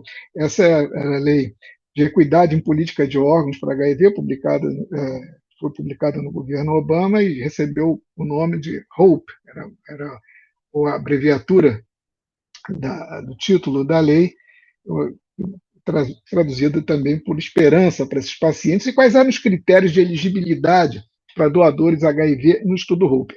Nos Estados Unidos, você tinha um cenário bem diferente. Enquanto na África do Sul a grande maioria dos doadores eram virgens de tratamento, nos Estados Unidos você já tinha muitos doadores que estavam em tratamento antirretroviral. Então, os critérios utilizados nos Estados Unidos, além da ausência de infecção oportunista ativa ao câncer, mais ou menos óbvio, a ausência de história de leucoencefalopatia multifocal progressiva e linfoma de sistema nervoso central, mas eles não estabeleceram critérios específicos para carga viral ou contagem de CD4 do doador.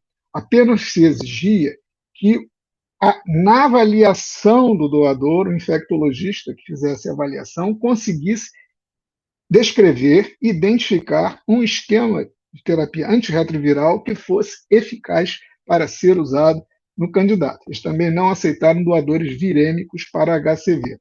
Mas havia umas outras exigências em relação ao hospital. Primeiro, ele teria que ter um programa de cuidado de pacientes com HIV, o que era mais do que justificado. Mas preocupados em não transplantar em centros baixa experiência, eles estabeleceram um ponto de corte de que, para o centro participar, ele teria que ter feito pelo menos 5 transplantes em pacientes HIV positivos, usando doadores HIV negativos, né? Teria que ter essa experiência prévia, pelo menos 5.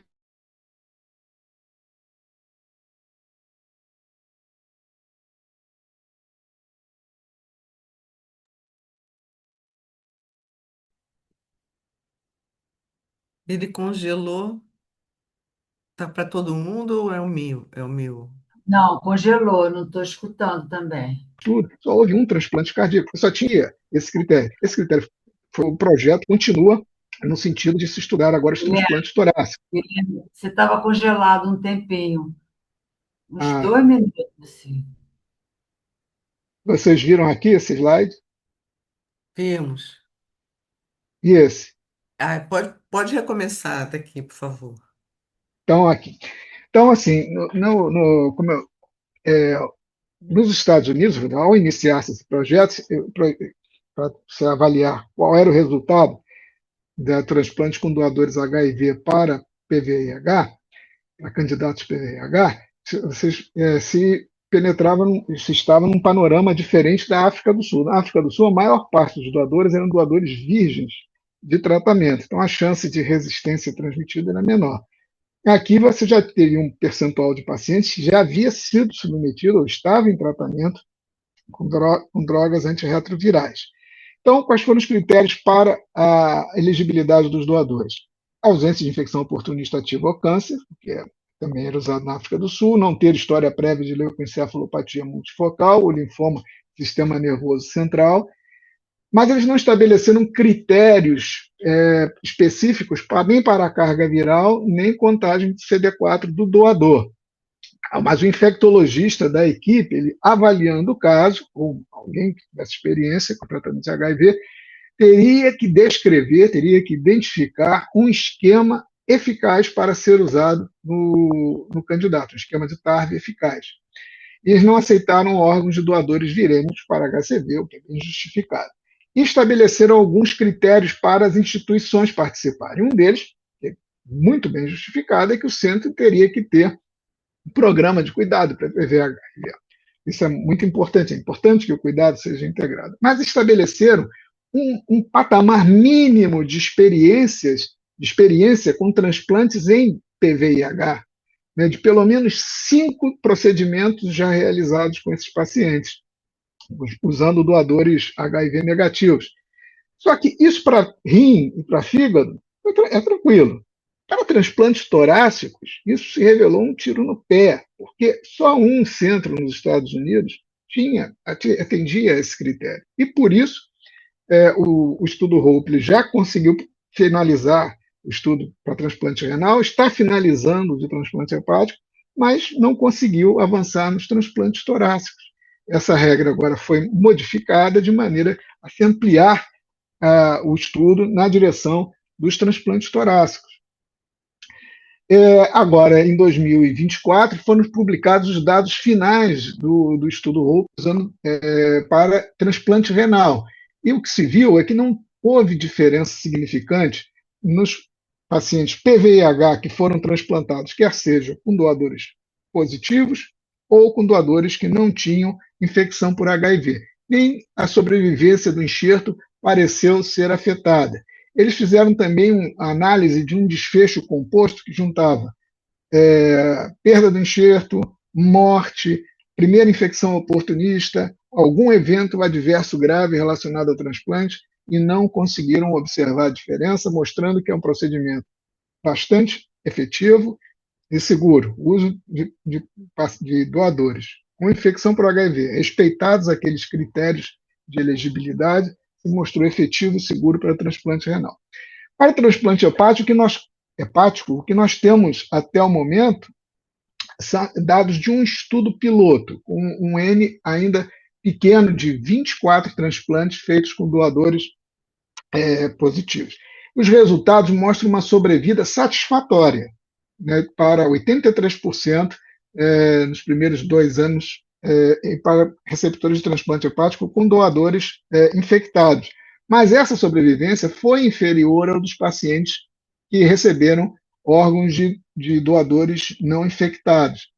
A sobrevivência do enxerto foi parecida, mas houve uma incidência maior de infecções oportunistas e de diagnóstico de neoplasias nos pacientes que receberam órgãos de doadores infectados. Então, de uma forma geral, o resultado foi satisfatório, mas permanecem essas dúvidas em relação a essas questões de segurança.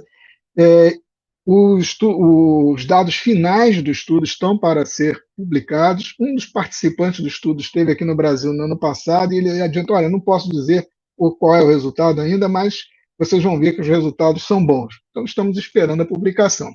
Mas é interessante ver, então ali nós temos ainda alguns problemas de segurança a serem considerados, mas vejam o seguinte, aqui estão comparadas a evolução em lista de espera dos pacientes que aceitaram receber um órgão de pacientes HIV positivos e dos que não aceitaram, são lista de espera de transplante de fígado, não aceitaram receber um órgão de HIV positivo. Você vê que a taxa de transplantes foi bem maior naqueles que aceitavam. A segunda coisa é que a taxa de morte ou remoção da lista do transplante geralmente se dá por agravamento da doença de base ou progressão do hepatocarcinoma, foi bem menor entre quem foi metade, entre quem aceitava receber um órgão de paciente HIV positivo do que entre os PV-RH que não aceitaram receber órgão de paciente HIV positivo, mostrando que isso realmente, a aceitação desses doadores pode aumentar a taxa de transplantes com repercussões positivas para esse grupo de pacientes que talvez compensem, talvez até algumas questões que, no caso do transplante de fígado, relacionadas a maior risco de transmissão de neoplasias, talvez sarcoma de Kaposi. Isso ainda está para ser melhor elucidado. No transplante renal também se fez um estudo semelhante, mostrando que os pacientes que aceitaram participar do estudo HOPE tinham um tempo de espera em lista de transplante renal muito melhor. Não foram feitos transplantes torácicos, mas pegando os dados do estudo HOPE e analisando quantos dos pacientes desse estudo poderiam doar um coração ou poderiam doar um pulmão, estavam em condições de fazer essa doação, o que se observou que eram números muito semelhantes aos observados na população não HIV. No caso do coração, foi até um pouquinho maior. Então, sugerindo que a aceitação também em relação aos transplantes torácicos, a aceitação desses doadores testados positivos para HIV, ela pode ampliar as chances de transplante e, no caso de indivíduos que estão precisando com urgência de um transplante, isso pode ajudar a melhorar o seu prognóstico. Uma coisa que não está na minha apresentação, acabei não incluindo, mas que é bastante relevante, é que, em muitos casos, um dos dados interessantes desse estudo é que ele mostrou que pacientes que tinham doadores, que tinham uma sorologia positiva para HIV, um terço deles, na verdade, não estavam infectados por HIV. Isso é o resultado de uma testagem. Quando você testa indiscriminadamente uma população, mesmo um teste com boa especificidade, uma sorologia para HIV, ela tem valores preditivos positivos mais baixos. Então, 30% dos pacientes que na sorologia tinham testado como positivos para HIV, na verdade, não tinham infecção. Isso era um benefício a mais, eram órgãos que seriam perdidos desnecessariamente e que puderam ser transplantados. Uma das questões de segurança é a possibilidade de você ter resistência transmitida que vai comprometer o resultado do tratamento antirretroviral do receptor.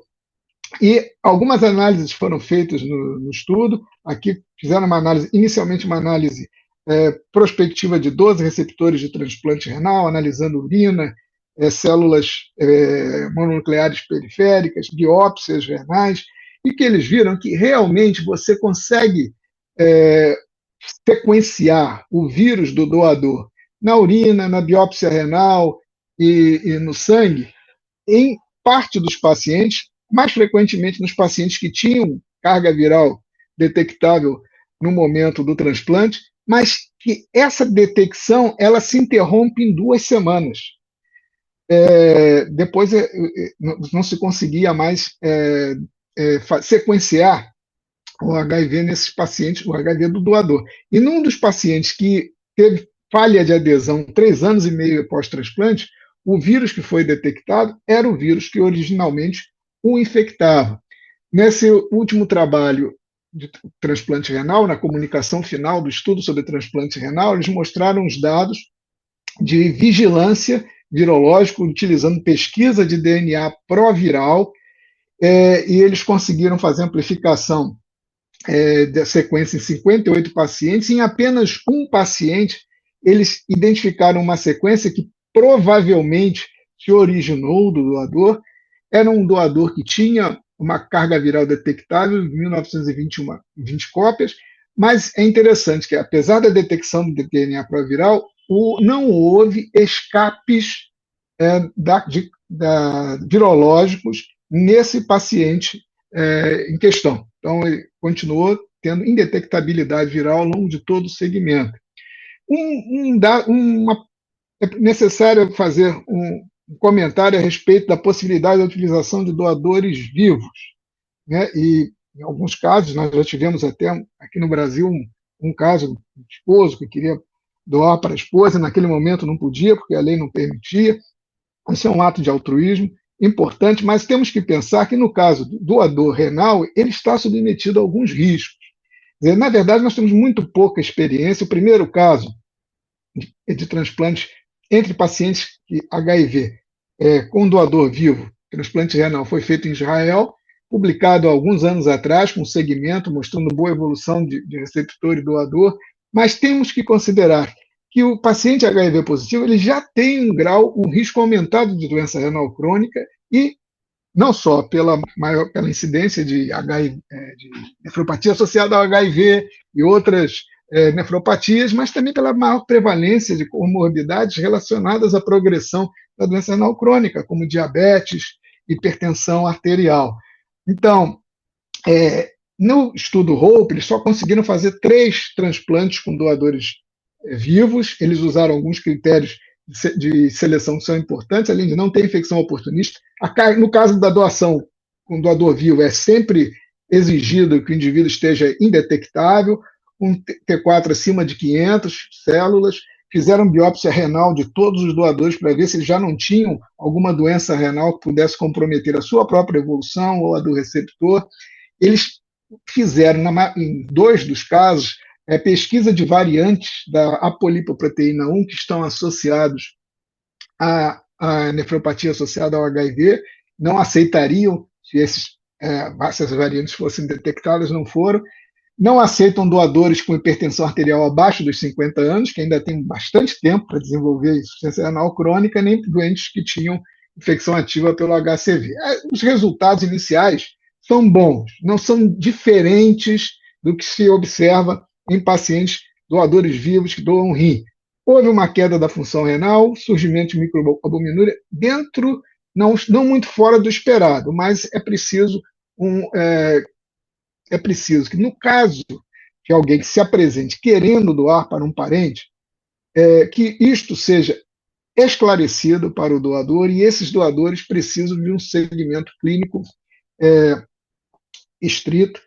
E, mais do que isso, eu acho que deveria ser feito um registro desses doadores, um estudo prospectivo para poder ver se isso não teria impacto na evolução. Com esses resultados positivos do uso de doadores HIV positivos para pacientes com a mesma infecção, cresce o número de países que já aceitam esses doadores. Então, foi feito um estudo recente, um inquérito recente na Europa.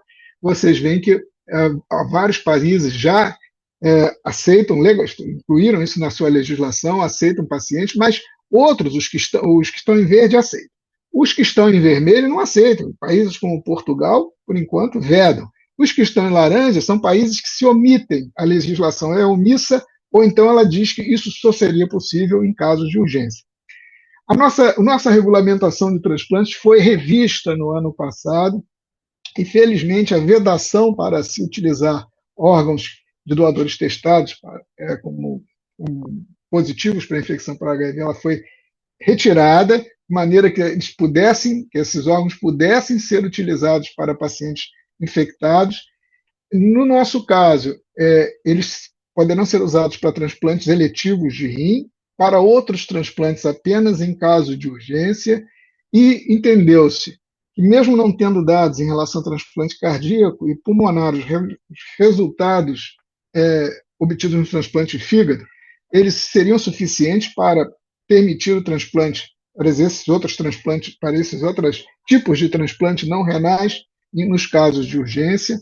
É importante que haja a coleta de um TCLE específico para essa situação no candidato ao transplante. O centro decide ou não se quer fazer esse tipo de transplante. É importante que você tenha boa integração do tratamento anti-HIV com a equipe transplantadora. E, em relação à avaliação do doador, o que se acrescentou é a necessidade de coleta de amostra para carga viral e genotipagem, sem exigência de que esses resultados estejam disponíveis antes da realização do transplante. E, para terminar, uma pergunta provocativa: será que nós ainda vamos aceitar transplante de doadores PV-HIV para candidatos que não têm infecção por HIV, tendo em vista que o tratamento da infecção é muito eficiente e que alguns pacientes podem estar precisando com urgência de um órgão e ter como único doador possível naquele momento um paciente que testou positivo para HIV? Então, nós já aceitamos fazer transplante de fígado de pacientes HBsAg positivos para pacientes sem infecção por HBV. Nós sabemos que, nesse caso, a infecção vai ser transmitida com o fígado, ela nunca será eliminada, mas ela será controlada com tratamento antiviral. Será que o mesmo não pode ser admitido para o HIV? Há um caso descrito na literatura de uma mãe HIV positiva, teve um filho, uma filha, que nasceu com atresia biliar, ela desenvolveu insuficiência hepática aos 7 meses, foi listada para transplante de fígado. A única pessoa que poderia doar parte do seu fígado para a criança era a mãe, que era HIV positivo, então ela não foi aceita como doadora. Essa criança ficou na lista de espera por 6 meses, agravando, precisando, fez uma hemorragia digestiva grave, foi à UTI. Nesse momento, a mãe insiste para que ela seja a doadora. E a comitê de ética do hospital aceitou, exigiu que fosse feito um estudo, um projeto de um estudo piloto para que se desse início a esse estudo piloto. Foi feito o transplante foi bem sucedido, a criança soroconverteu para HIV no pós-operatório, ela começou antirretroviral no dia anterior ao transplante, ela soroconverteu, mas 7 meses depois do transplante, o Western blot dela era indeterminado. Não, até o momento da publicação do artigo, as cargas virais eram indetectáveis. E mesmo 7 meses depois, não foi detectado DNA proviral nessa criança.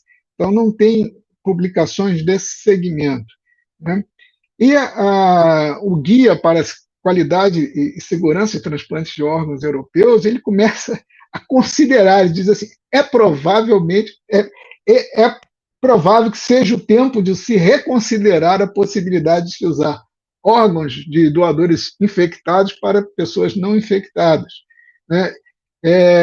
Seria importante iniciar esse debate, embora eles pontuem que essa reconsideração só pode ser discutida dentro de um ensaio clínico apropriado, que não seria uma prática recomendada para a Europa.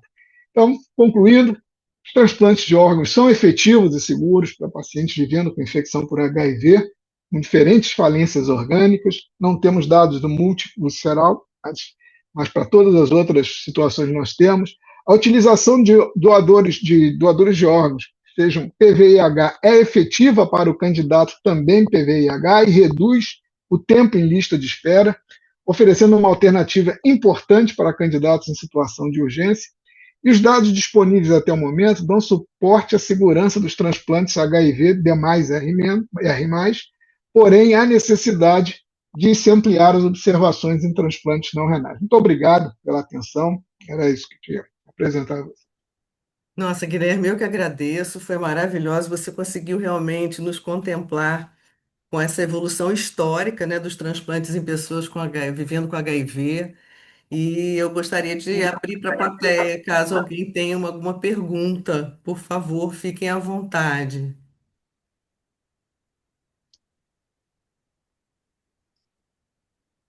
Eu acho que você foi tão completo na sua apresentação.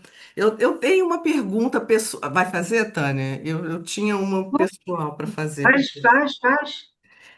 Na Ai, verdade, eu queria saber qual foi o maior desafio com que você se deparou quando começou a trabalhar com transplante. É uma curiosidade. Olha, eu acho que na época, nós começamos eu tinha uma pequena experiência prévia, na época em que eu atuava como nefrologista, muito pequeno, e quando nós começamos, em 98, a estruturar a consultoria de infecção e transplantes lá no HU, eu acho que a maior dificuldade, no caso, de uma forma geral, era a qualidade da literatura de infecção e transplantes, que era muito limitada. Nós tínhamos que adaptar conceitos obtidos em outras situações, especialmente na HIV, para a literatura. Já tinha alguma coisa de epidemiologia de infecção, a gente sabia que era um pouco diferente, mas muito do que dizia a respeito do diagnóstico, tratamento, prognóstico, a gente tinha que fazer analogias com outras populações. E no caso dos transplantes não renais, a gente não tinha conhecimento, assim, nosso conhecimento era muito limitado às questões operatórias, pós-operatórias, e nós fomos aprendendo ao longo do tempo. As equipes foram muito generosas com a gente, nos auxiliaram em relação a isso.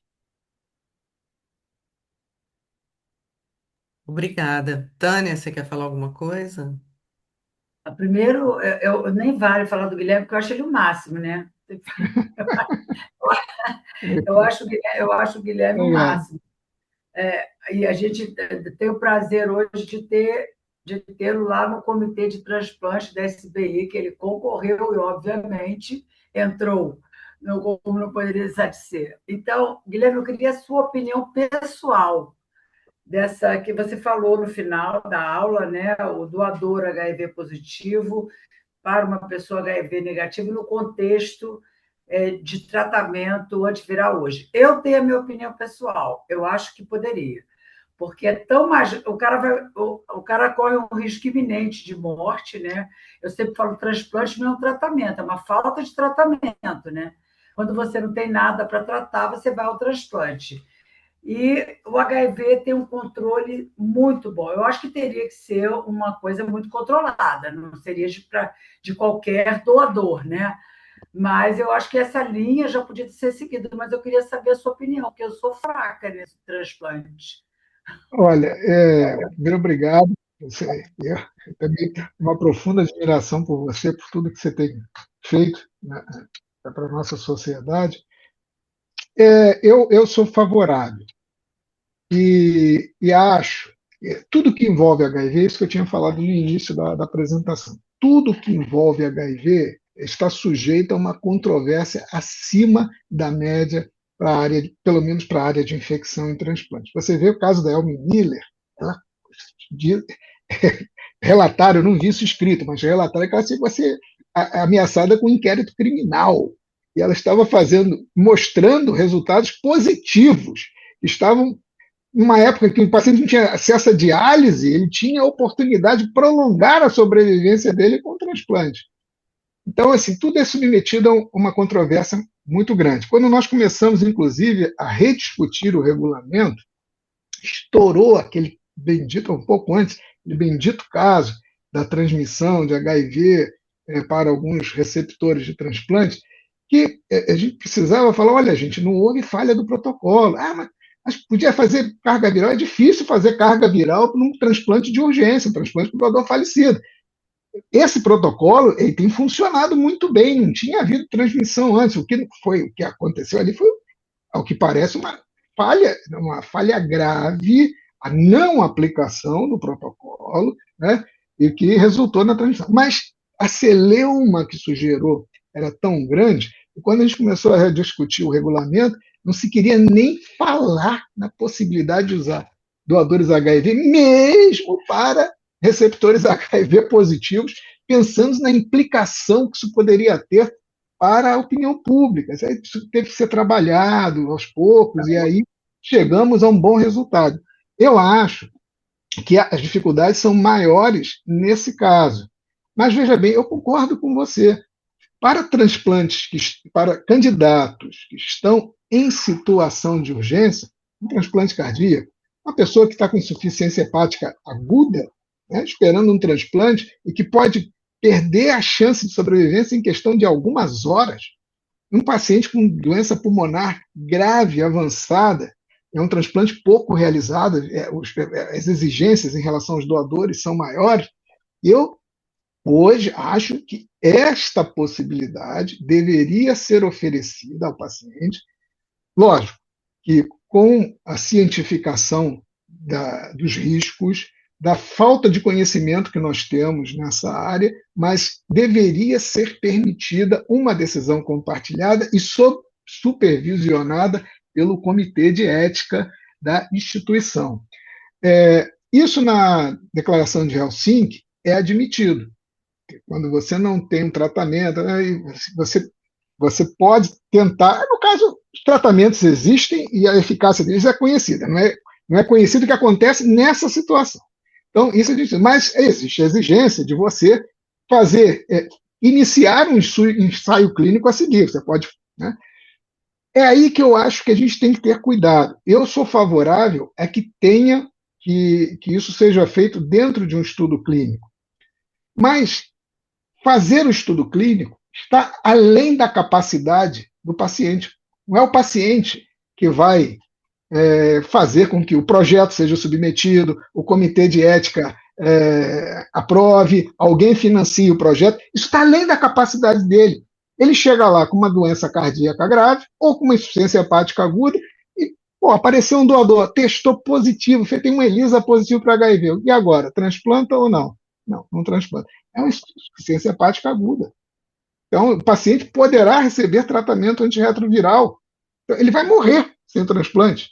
Então, assim, eu acho que se nós nos prendermos a essa questão, não, só é ético se fizer dentro de um estudo, essa situação é tão esporádica que muitos pacientes deixarão de se beneficiar. Eu acho que seria interessante discutir um registro nacional para essas situações, tanto HIV positivo para HIV positivo, quanto HIV positivo para HIV negativo, já pensando nessa possibilidade, de forma que houvesse um estudo capitaneado lá pelo Sistema Nacional de Transplantes, que pudesse recolher, né, acumular a experiência nesse caso.